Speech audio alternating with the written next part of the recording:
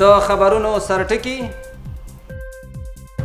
د کندوز له امنیه قومندان سره د سره صلیب نړیوال سازمان د استازو لیدنه. په دې لیدنه کې له امنیه قومندان سره د یاد سازمان فعالیتونه شریک شوي دي. په کندوز کې د غلا په تور د یو تن نیول کېدل. د امنیه قومندانۍ رسنیز دفتر وایي یاد کس د قلیزال اوسیدونکی دی خو نیول شوی په کندوز ښار کې دی.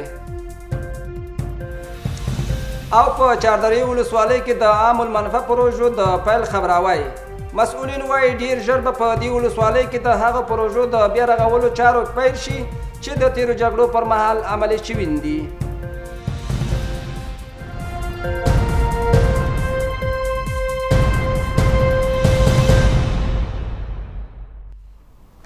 د کندوز ملي راډیو تلویزیون درنو لیدونکو په سلامونو مو هرکلی کوم. پام وکړئ بشپړ خبري ټولګې ته. زه اسماعیل کلیوال یم. په شمال ختیځ زون کې د سره صلیب نړیوال سازمان مسؤلینو د دې ولایت له امنیه قومندان سره لیدلي او په شمال ختیځ زون کې خپل فعالیتونه ورسره شریک کړي دي. مسؤلین وایي په دې لیدنه کې د یاد سازمان غړو دغه سازمان په بېپرې توګه یاد کړی او ویلي دي چې د سره صلیب نړیواله ټولنه د نړۍ په هر ګوټ کې استازولي لري او د جګړې پر مهال د ټپیانو او د جګړو له امله له زیانمنو انسانانو سره مرسته او همکاري کوي. پام وکړئ په دې اړه چمتو شوي راپور ته. دغه ناسته چې د سره صلیب شمال ختیځ زون مسؤلینو او امنیه قومندانۍ امنیتي مسؤلینو ترمنځ جوړه شوې وه، موخه یې د سره صلیب نړیوال غورځنګ د فعالیتونو په هکله د امنیتي مسؤلینو پوهاوی په ګوته شوی و. د سره صلیب نړیوال غورځنګ له ټپیانو سره د بې توپیره مرستې د سرته رسولو په هیله رامنځته شوې. دا غورځنګ په خپل ملي او نړیوال ماموریت کې هڅه کوي چې په هر ځای کې د انسان د رنځ او کړاو مخنیوی وکړي. د دې غورځنګ موخه د انسان د ژوند او روغتیا ساتنه او هغه ته د درناوي تامینول دي. دا غورځنګ د ټولو خلکو ترمنځ متقابل تفاهم، ملګرتیا، مرسته او تلپاتې سوله پراخوي. مستفید شدیم از این که خدمات خوبی برای مردم محل و بالخصوص همچنان ارگان‌هایی که مربوط صلیب سرخ میشه خدمات خوبی را انجام داده و ما خوش شدیم از این که با امروی از اینا آشنایت حاصل کردیم و انشالله ازشان امید خدمات بیشتری را داریم که در آینده همراه ما همکاری کنه و همراه مردم محل و مردمی که در ولایت ما بالخصوص زندگی میکنن. په ورته مهال د کندوز امنیه قومندانۍ مطبوعاتي مسؤل دا ډول ناستې له بېطرفه خیریه بنسټونو، کمیټو او نړیوالو سازمانونو سره اړینې وبللې او له یادو بنسټونو څخه یې وغوښتل چې د دوی او ملت ترمنځ لکه څنګه چې اړینه ده خپل ارتباطي حیثیت وساتي. نن ورځ د ICRC یا صلیب سرخ کمیټې د مسؤلینو لخوا نه د امنیه قومندانۍ مسؤلینو ته چې په هغه کې د حوزو مسؤلین او همدارنګه د امنیه قومندانۍ اړوند د ادارو کارکوونکي او همدارنګه مدیران شامل وو. د دوی لخوا نه ورته د ICRC د کړنو چې په کومو بخښونو کې دوی کار کوي او تر اوسه پورې کومې لاسته راوړنې لرلې د هغو په بخښونو کې دوی امنیتي مسؤلینو ته معلومات ورکړل او امنیتي مسؤلینو د دوی خبرې ښه په غور واورېدلې او د دوی خواهش یوازینی له امنیتي مسؤلینو دا و چې باید د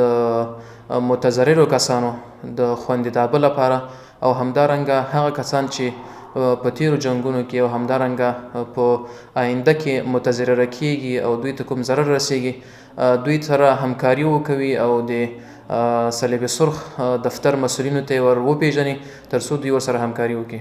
دا ناسته په داسې حال کې ترسره شوه چې د بهرنیو چارو وزارت د نړیوالو د ژمنو د تعهد په موخه جنیوا کې د افغانستان نړیوال غړیتوب باندې بیا ځلې کتنې کړي. د کندوز امنیه قومندانۍ رسنیز دفتر په دې ولایت کې د غلا په تور د یو تن د نیول کېدو خبر ورکوي. رسنیز دفتر وایي نیول شوی کس د قلیزال ولسوالۍ اوسیدونکی دی او د پولیسو له لورې د یوه اراده موټر سایکل د غلا په تور نیول شوی دی. د کندوز امنیه قومندانۍ رسنیو ته په استول شوي خبرپاڼه کې ویلي امنیتي پولیسو یې په ښار کې د غلا په تور یو تن مجرم نیولی دی.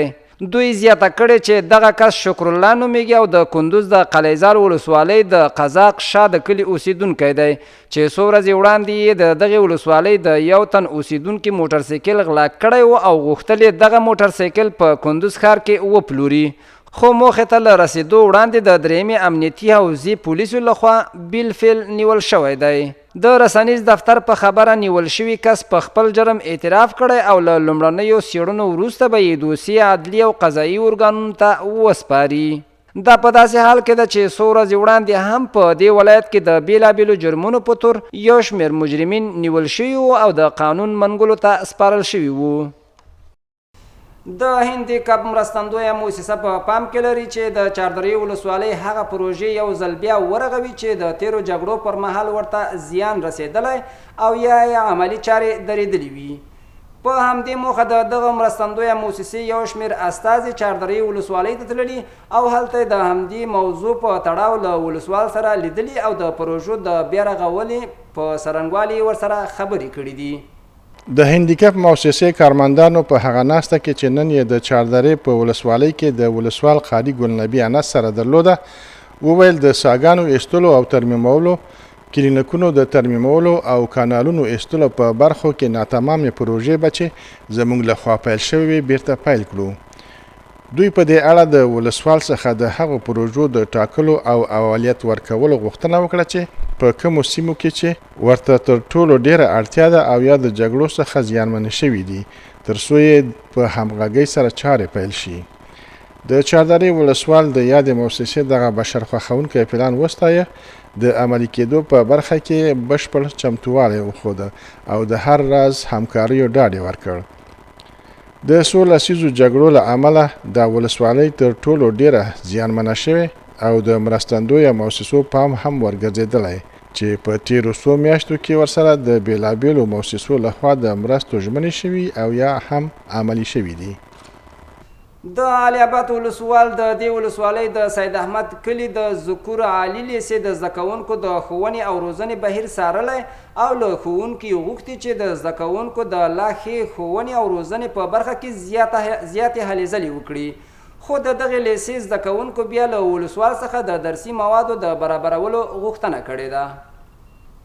د علي آباد ولسوال مولا اسد الله سالم د دې ولسوالۍ د سید احمد د هلکانو د لیسې ښوونیز بهیر څخه څارنه وکړه او د دغه لیسې له ښوونکي څخه یې وغوښتل چې د نوي نسل د زده کړې په برخه کې جدي کار وکړي څو روښانه راتلونکی ولري په همدې مهال نوموړي په ښوونځیو کې د دیني او عصري علومو پر زده کړو ټینګار وکړ او له زده کوونکو یې وغوښتل چې د خپلې ښې راتلونکي لپاره د درسونو ته دوام ورکړي له بلې خوا بیا د علي آباد ولسوالۍ د ذاکر سید احمد لیسې زده کوونکي وایي د بېلابېلو ستونزو سره سره ښوونځیو ته راځي خو د درسي موادو له نشتوالي شکایت کوي دوی له ولسوال وغوښتل چې د زده کوونکو د ښې ښوونې او روزنې لپاره د ورته درسي مواد برابر او نوی نسل د پوهې په ګاڼه سمبال کړي د یادولو وړ ده چې په دې لیسه کې اوس مهال 886 تنه زده کوونکي په زده کړو بوخت دي خو د درسي موادو د نشتوالي له امله یې زده کړنیز بهیر له ستونزو سره مخ شوی دی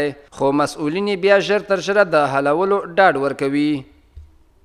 وروستی خبر هم د چاردرې له ولسوالۍ څخه د کندوز چاردرې ولسوالۍ مسؤلینو د ښې حکومتولۍ او د مامورینو د فعالیتونو د ارزونې په موخه اداري ناسته کړې مسؤلین وایي دغه ناسته د ولسوال په مشرۍ جوړه شوې وه د ملکي او پوځي ادارو مسؤلینو پکې ګډون کړی و او ولس ته د غوره خدمتونو د وړاندې کولو سربیره د خپلو ورځني فعالیتونو راپورونه وړاندې کړي او ژمنه شوې چې مراجعینو ته به تر بل هر وخت ګټور خدمات وړاندې کړي او دا خپل مسؤلیت بولي د ولسوالیو خلکو ته د خو او پر وخت خدماتو د رسولو په موخه هر میاشت د ولسوال او کارکونکو ترمنځ ناسته کیږي او د ترسره شویو چارو د څیړلو او ارزولو ترڅنګ د ولسوالیو د ادارو د لا ښه فعاله کېدو په خاطر لازمې سپارښتنې کیږي چې په نننۍ غونډه کې هم ولسوال قاري ګلنبي انس په داسې حال کې چې د امنیه قومندانۍ استازی قاري خال محمد حفیظ عبدالله د استخباراتو مرستیال سید رحیم بریال او ټولو کارکونکو حضور درلود د تیرې میاشتې ترسره شوې چارې په لنډ ډول واورول شوې د مراجعینو ورځنیو چارو ته په وخت رسیدنه په حاضرۍ باندې پابندي، د هر مدیریت کاري پلان جوړونه او د 25 ورځني کار ریپورت جوړونه هغه سپارښتنې وې چې د ولسوال لخوا ګډونوالو ته وشوې او یو ځل بیا خلکو ته د لا ښو خدمتونو د ترسره کولو ټینګار او ژمنې وشوې. تېره میاشت هم ورته غونډه جوړه شوې وه او د ولسوالۍ مسؤلینو ته د چارو د لا ښه سمبالولو په خاطر سپارښتنې شوې وې. دا وه د دې ساعت خبري ټولګه. تر بیا مو په څښتن تعالی سپارم. هر چیرې چې یاست خوښ او ښاد اوسئ. اللهم الشه.